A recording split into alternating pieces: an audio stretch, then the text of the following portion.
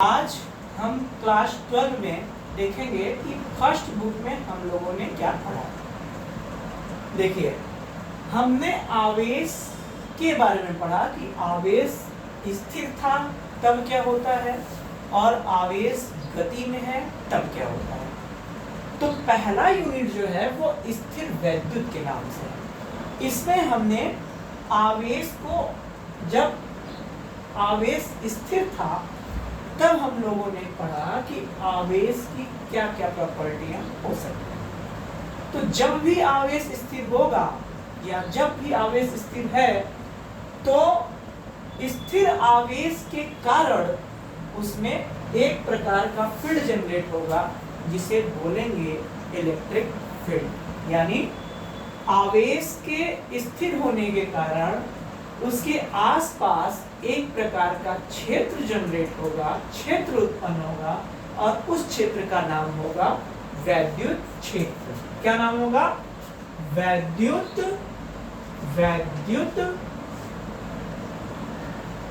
क्षेत्र, वैद्युत क्षेत्र। दूसरी बात, हम दूसरे यूनिट में क्या पढ़ेंगे? वैद्युत गतिकी। वैद्युत गतिकी यानी जब आवेश गति कर रहा है, तो कोई भी गति करेगा तो गति की संभावना दो हो सकती है, या एक समान गति करेगा या असमान गति करेगा। या तो एक समान गति होगी उसकी या असमान गति होगी। और यदि गति एक समान है तो एक समान गति के कारण, यानी आवेश के एक समान गति के कारण आवेश में दो प्रकार के क्षेत्र जनरेट होंगे। पहले का नाम होगा इलेक्ट्रिक फील्ड यानी कि इलेक्ट्रिक फील्ड यानी वैद्युत क्षेत्र।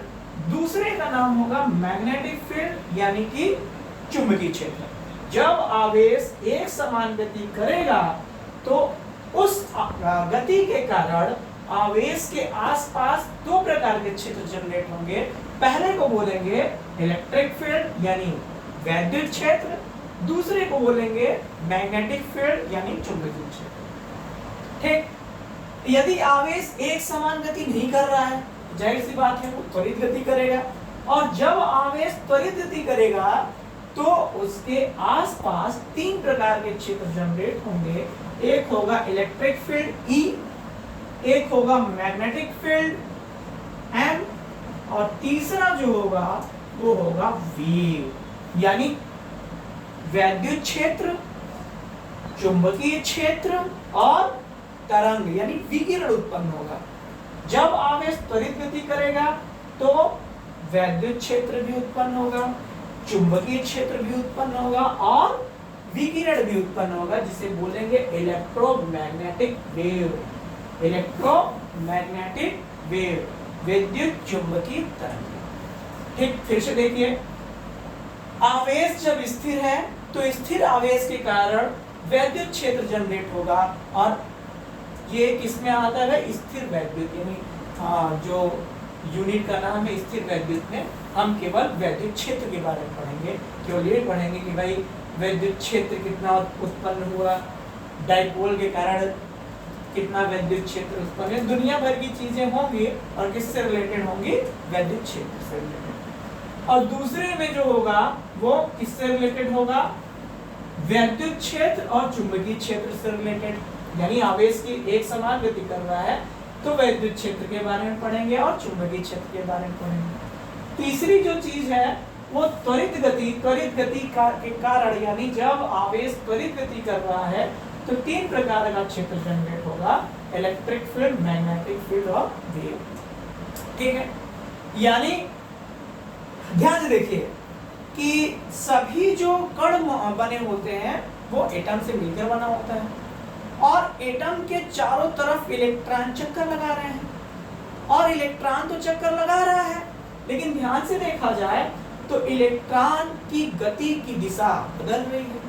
यानी इलेक्ट्रॉन रिवॉल्व कर रहा है न्यूक्लियस के चारों तरफ, तो प्रत्येक क्षण उसकी गति की दिशा क्या हो रही है? चेंज हो रही है। गति की दिशा चेंज होने के कारण उसका वेग चेंज हो रहा है। यानी किसी भी वस्तु का वेग चेंज करने के लिए हम केवल या तो उसका परिमाण बदल दें, यानी हर एक सेकेंड में चल रहा है जो दूरी वो बदल दें, या तो उसकी दिशा बदलने वेग चेंज हो जाएगा। इसका मतलब ये चाल तो समान चाल से चल रहा है, लेकिन इसके गति की दिशा बदल रही है, तो इसका मतलब इसका वेग बदल रहा है। और जब इसका वेग बदल रहा है तो जाहिर सी बात है वो एक समान गति नहीं कर रहा है, त्वरित गति कर रहा है। तो इस कारण इलेक्ट्रॉन के रिवॉल्यूशन के कारण इलेक्ट्रॉन जब घूम रहा है तो इलेक्ट्रॉन के घुमाव के कारण, चूंकि इलेक्ट्रॉन आवेशित है तो आवेश क्या कर रहा है, असमान गति कर रहा है। और जब इलेक्ट्रॉन असमान गति कर रहा है तो इसके कारण वैद्युत क्षेत्र जनरेट होगा, चुंबकीय क्षेत्र जनरेट होगा और वेव जनरेट होगा। ठीक, ध्यान से देखिए, जब भी हम वेव जनरेट होने का मतलब सभी जो द्रव्य होते हैं वो एटम से मिलकर बने होंगे, जाहिर सी बात है, तो उनमें इलेक्ट्रॉन घूम रहा होता है तो उनसे वेव जनरेट होता है। तो हमें दिखाई क्यों नहीं देता? तो ध्यान से देखिए कि कुछ वेव जो होते हैं विजिबल रेंज में होते हैं जो हमें दिखाई देते हैं, कुछ इनविजिबल रेंज में होते हैं जो हमें नहीं दिखाई देते, लेकिन हाँ उनसे वेव जनरेट होता है। अब विजिबल रेंज में यदि वो नहीं है, इनविजिबल रेंज में है, तो विजिबल रेंज में कैसे आएंगे? जब हम टेम्परेचर को इंक्रीज करेंगे। तो जब हम टेम्परेचर को इंक्रीज करते हैं तो वेव हमको दिखने लगता है। फॉर एग्जाम्पल, लोहा यदि हम अंधेरे कमरे में रखते हैं, टेम्परेचर उसका लो है, तो मुझे नहीं दिखाई देगा। और यदि लोहे के टेम्परेचर को बढ़ा दिया जाए, यदि टेम्परेचर इंक्रीज कर दिया जाए, तो लोहा हो गया रेड। इसका मतलब हमको क्या दिखाई देने लगता है? रेड कलर का विकिरण उत्पन्न होता हुआ दिखाई देने लगता है। तो ठीक है, हम लोगों ने बस केवल और केवल इसी